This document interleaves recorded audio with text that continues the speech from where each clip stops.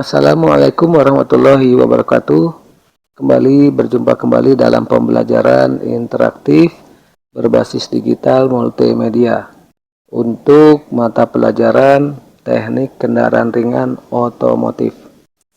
Setelah menyaksikan tayangan tersebut, kalian dapat mengikuti instruksi dari guru kalian untuk menyelesaikan tugas-tugas yang diberikan setelah kegiatan menyaksikan tayangan ini. Untuk lebih lengkapnya, silakan kalian menyaksikan tayangan ini yang terdiri dari dua tayangan, yaitu tayangan teoritis dan tayangan kegiatan praktek. Selamat menyaksikan. Peralatan yang dibutuhkan dalam pelaksanaan servis rem tromol pada R3 atau perawatan komponen rem tromol pada R3 diantaranya adalah buku manual dari R3. Sini untuk mengetahui standarisasi komponen rem tromol, apakah dalam kondisi baik atau tidak. Kemudian berikutnya untuk pengukuran komponen kita menggunakan jangka sorong yang mampu mengukur hingga 300 mm jangka sorong atau vernier caliper. Kemudian kita juga membutuhkan mistar baja. Ya. Selanjutnya untuk kebersihan mekanik kita menggunakan sarung tangan dan juga ada lap ini untuk membersihkan komponen. Selain itu untuk membersihkan komponen juga kita membutuhkan brake cleaner. Dan yang terakhir yang diperlukan yaitu grease tekanan tinggi. Untuk mengantisipasi apabila terjadi masalah dalam pembukaan ataupun pemasangan tromol, nanti kita juga menyiapkan peralatan tambahan yaitu baut ukuran 12 ya, 2 baut dan juga tentunya kunci pas atau kunci ring ukuran 12. Ini difungsikan apabila kita kesulitan dalam melepas tromol. Selanjutnya apabila dalam pemasangan nanti terjadi kesulitan untuk memasukkan tromol, nah, kita membutuhkan bantuan obeng main. Nah, ini untuk mengatur celahnya agar tromol nanti bisa masuk ke dalam dudukannya. Selanjutnya, bila peralatan sudah siap, maka kita bisa melakukan praktek servis atau perawatan rem tromol. Bila peralatan sudah lengkap, yuk kita langsung saja praktek servis atau perawatan dari rem tromol. Sebelum melakukan perawatan rem tromol atau servis tromol, langkah yang harus kita lakukan terlebih dahulu adalah melepas roda. Untuk prosesnya bisa sahabat simak pada video saya sebelumnya mengenai penggantian roda. Apabila sudah kita lepaskan rodanya, maka kita bisa melepas tromolnya atau drum brake-nya terlebih dahulu. Ini pastikan bahwa tuas rem parkir sudah bebas. Untuk membuktikannya bisa kita lihat dengan memutar tromol. Apabila sudah bisa berputar berarti rem parkirnya sudah bebas. Kemudian baru kita tarik. Nah, di sini dalam proses penarikan apabila mengalami kesulitan, maka kita bisa memanfaatkan baut yang kita siapkan untuk dimasukkan ke dalam lubang. Ini harus masuk secara bersamaan sehingga dia bisa menarik tromol. Kalau sekarang kondisinya ini masih baik dan kita tarik, dia masih gampang. Ini tromol sudah terlepas. Selanjutnya kita periksa secara visual. Nah, dalam pemeriksaan secara visual ini yang kita lihat adalah bagian dari tromol yang bersinggungan untuk melakukan pengereman. Ini kita lihat kondisinya secara visual baik atau tidak. Nah, untuk kebersihan kita semprot terlebih dahulu menggunakan brake cleaner secara merata.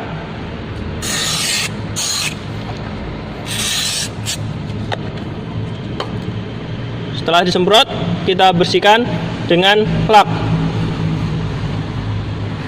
Nah, di sini semua kotoran sudah mulai hilang, sudah hilang. Baru kita periksa bagian yang bersinggungan dari keretakan.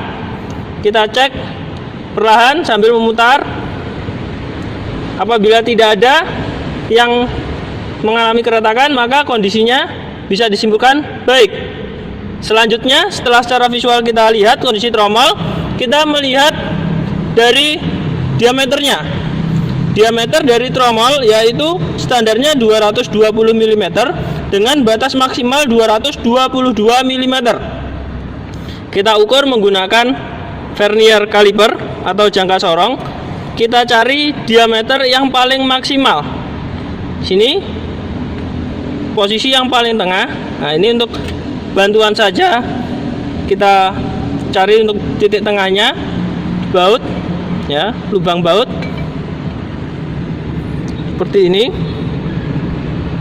Nah, ini kita tarik,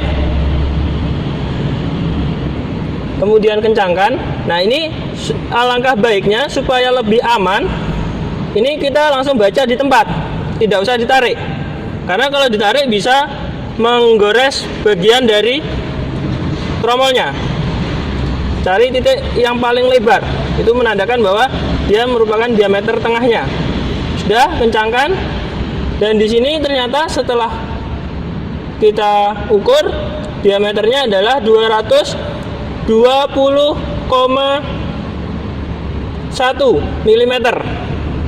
Dengan standar yaitu 220 mm, maka bisa disimpulkan bahwa kondisi dari tromol ini masih baik. Seperti itu. Kemudian selanjutnya, tromol sudah kita periksa, kita bisa memeriksa komponen rem tromolnya dari sepatu rem dan kanvas. Nah, ini kita bersihkan terlebih dahulu menggunakan brake cleaner.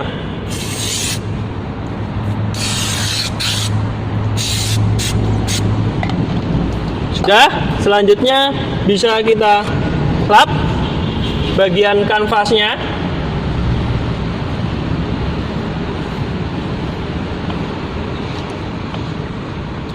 Nih, bila sudah, kita bisa melakukan pengecekan secara visual terlebih dahulu. Yang pertama, kita lihat kondisi kanvasnya. Kanvas bisa kita lihat di sini. Nah, ini apakah ada kausan yang tidak normal? Ini harus diperhatikan di dua sisinya. Kita cek. Nah, ini kondisinya masih bagus, kausannya merata. Kemudian selanjutnya kita bisa melihat kerja dari silinder rodanya. Ini dengan menekan. Nah, ini seperti ini. Berarti piston tidak macet dan menandakan bahwa silinder rodanya bekerja secara normal. Berikutnya kita lihat dari karetnya, sealnya.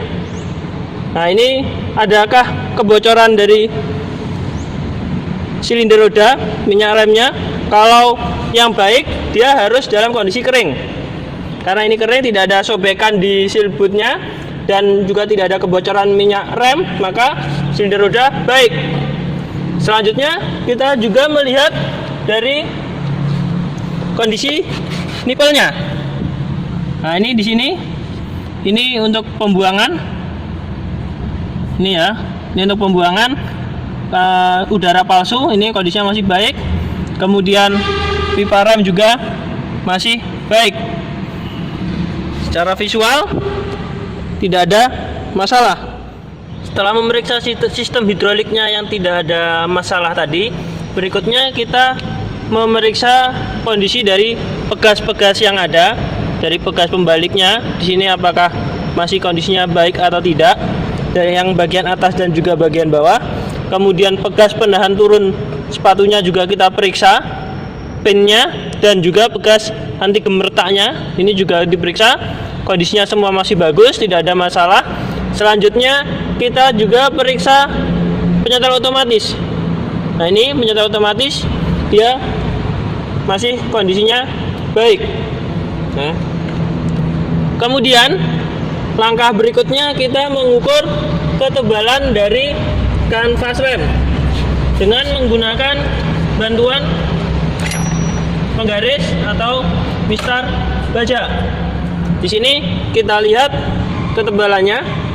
Untuk standarnya yaitu minimal adalah 1 mm. Sini dengan standar yaitu 4 mili. Ini bisa kita cek. Di sini ketebalannya adalah 4 mili. Atas, bawah juga sama 4 mili. Sisi yang lain kita cek sama, masih 4 mili. Yang bawah sekitar 3,5 mili. Ya, ini sudah sedikit mengalami kausan, tapi secara keseluruhan ini dalam kondisi baik. Kanvas juga kausannya kita lihat merata. Setelah selesai pemeriksaan seluruh sistem rem tromol ini, bisa kita lakukan pemberian pad pada backing plate. Di sini nanti ada 6 titik yang harus diberi pad atau grease. 1, kemudian 2, 3, 4, 5, 6. Kalau dari depan bisa kita lihat yang ada cekungan ini. Nah, ini. Tapi di sisi yang bersinggungan dengan backing plate, kita beri grease. Bisa menggunakan bantuan obeng min untuk mengungkit apabila kesulitan dalam pemberian grease. Ini kita beri grease. Kemudian yang tengah 2, bawah 3. Selanjutnya sisi yang lain. Yang atas 1, 2, dan yang bagian bawah lagi 3. Ya, jadi sisi depan 3, belakang 3, ada 6 titik yang kita beri grease. Bila sudah selesai, maka kita bisa pasang tromolnya. Karena kita tidak merubah dari penyetel otomatis, maka seharusnya tromol bisa terpasang dengan sempurna. Namun apabila kita tidak sengaja merubah penyetel otomatisnya, kita bisa menekan penyetel otomatis dengan obeng min sehingga dia memiliki diameter yang paling kecil. Dengan konsekuensi nanti setelah terpasang, ya kita pasang dulu misalkan di sini. Nah, di sini kalau kita rubah tadi penyetelan celahnya, maka konsekuensinya kita harus menyetel dengan menggunakan bantuan pijakan dari pedal. Saat mesin dinyalakan, injak pedal rem beberapa kali, dia akan menyetel celah rem secara otomatis. Bila tromol sudah terpasang, maka servis atau perawatan rem tromol juga telah selesai. Demikianlah akhir dari kegiatan menyaksikan tayangan interaktif multimedia pembelajaran teknik kendaraan ringan otomotif. Silahkan kalian lanjutkan sesuai arahan pembimbing atau instruktur atau guru kelas kalian. Terima kasih atas menyaksikan tayangan ini. Wassalamualaikum warahmatullahi wabarakatuh.